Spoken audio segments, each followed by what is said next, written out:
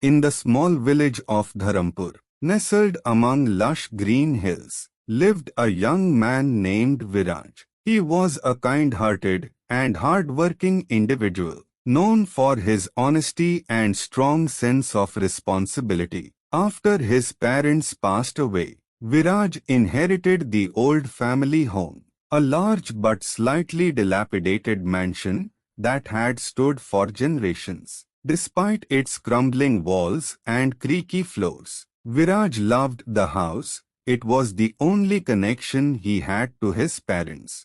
One rainy evening, as Viraj was returning from the fields, he noticed something odd.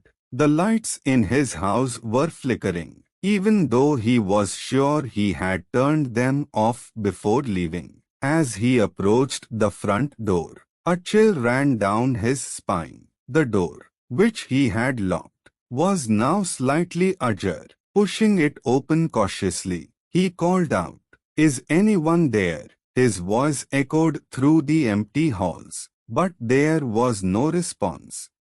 Viraj entered the house, his heart pounding. The air inside felt unusually cold, and the flickering lights cast eerie shadows on the walls. He could hear the faint sound of footsteps, but when he turned around, no one was there. Dismissing it as his imagination, Viraj went to the kitchen to prepare dinner. As he was chopping vegetables, the sound of a door slamming shut startled him. He dropped the knife and rushed to the hallway. The door to his parents' old bedroom was closed, but he was certain it had been open just moments before. "Who's there?" he shouted, his voice trembling. No answer.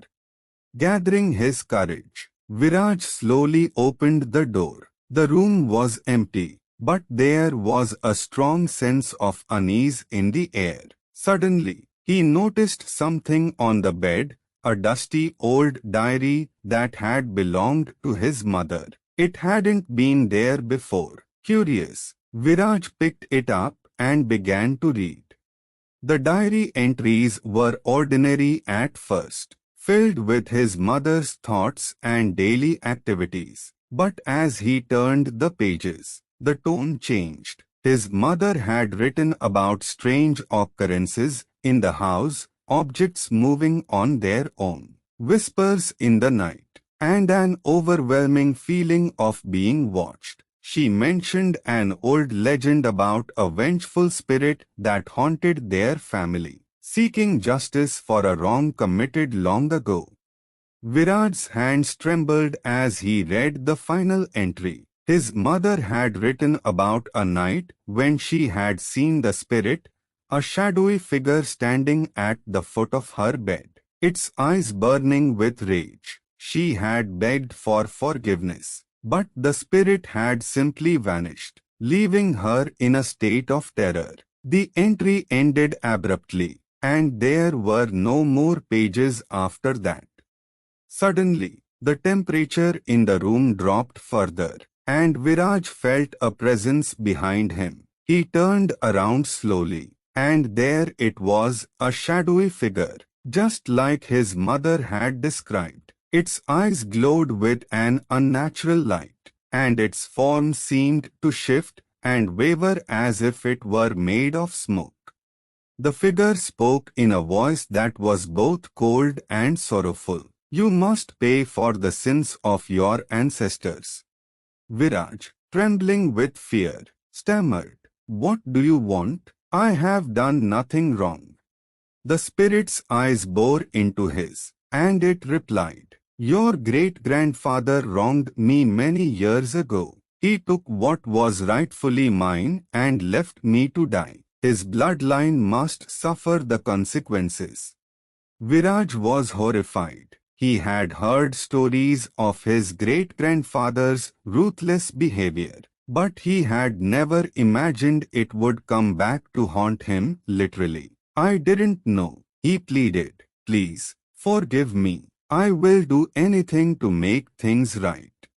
The spirit seemed to waver for a moment, its anger tempered by Viraj's genuine remorse. There is only one way, it said. You must find what was stolen from me and return it to my resting place. Only then will I find peace. With that, the spirit vanished, leaving Viraj alone in the dark room. Determined to end the curse, he set out to uncover the truth. He searched the house high and low, finally discovering a hidden compartment in the attic. Inside was an old, ornate box containing a beautiful necklace, clearly valuable and ancient. It must have been the stolen item the spirit spoke of. Following the instructions in his mother's diary, Viraj made his way to an old, forgotten cemetery on the outskirts of the village. There, in a crumbling tomb marked with the name of the spirit, he placed the necklace on the grave. As he did, a sense of calm washed over him. The air grew warmer, and the oppressive feeling of dread lifted. Suddenly, the spirit appeared once more, but this time it was different. It no longer looked menacing, but peaceful. Thank you, it whispered. You have freed me from my torment. With that, the spirit faded away, leaving Viraj standing alone in the quiet cemetery. He felt a weight lift off his shoulders, knowing he had done the right thing. When he returned home, the house felt different, warmer, more welcoming. The flickering lights and cold drafts were gone. Viraj knew that the curse had been lifted, and his family was finally free from the burden of the past. Sometimes, we are burdened by the actions of those who came before us, but it is our responsibility to make things right.